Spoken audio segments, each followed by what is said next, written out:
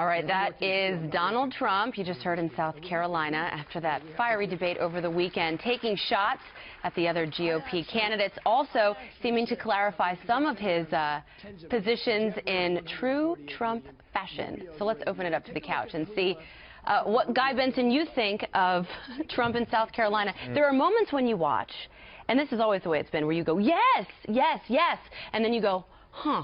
How did you feel about watching Trump just now? How's he handling this?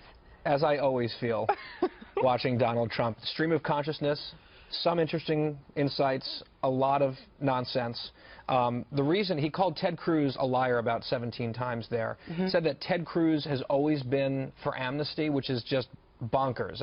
That's not true. Why doesn't he take a shot at Rubio on immigration? I've always wondered that guy. I mean, he goes after Jeb because I know they have this personal history with that we've seen for some reason, but he seems to really be focusing on Cruz. He doesn't really bring up Rubio.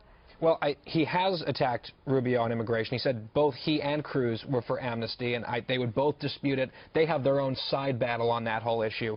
But the reason that Ted Cruz has brought up Donald Trump's record on the Second Amendment and issues like abortion and other things is because Donald Trump has had multiple positions on everything. So he can say right now, I'm the best and the strongest on the Second Amendment. I'm pro-life. It's a lie to say anything else.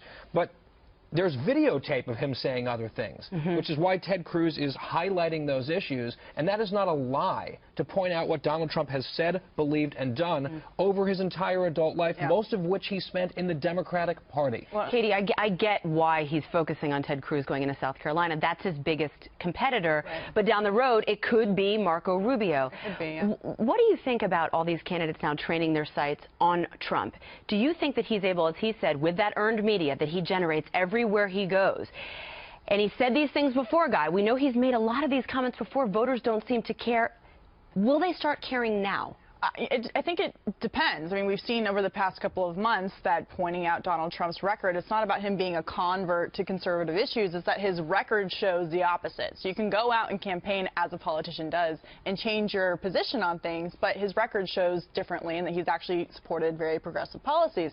So far, it hasn't necessarily worked. I mean, we saw it work in Iowa. We saw Ted Cruz's ground game and a couple of super PACs. He said that was a defraud, I believe. Well, right, the defraud of Iowa. But, you know, previously it hasn't really worked out for the candidates to go after Donald Trump. But I think after the debate that we saw and him imploding with basically being a 9/11 truther, defending Planned Parenthood in a state like South Carolina, which is more socially conservative. Well, he wasn't a full truther.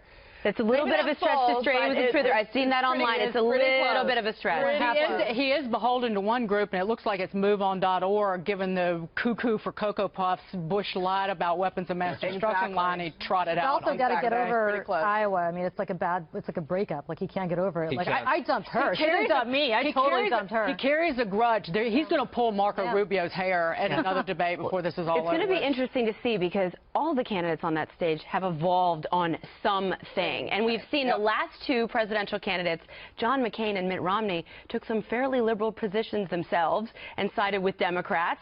And so you sort of scratch your head and you say, well, the party's done it before.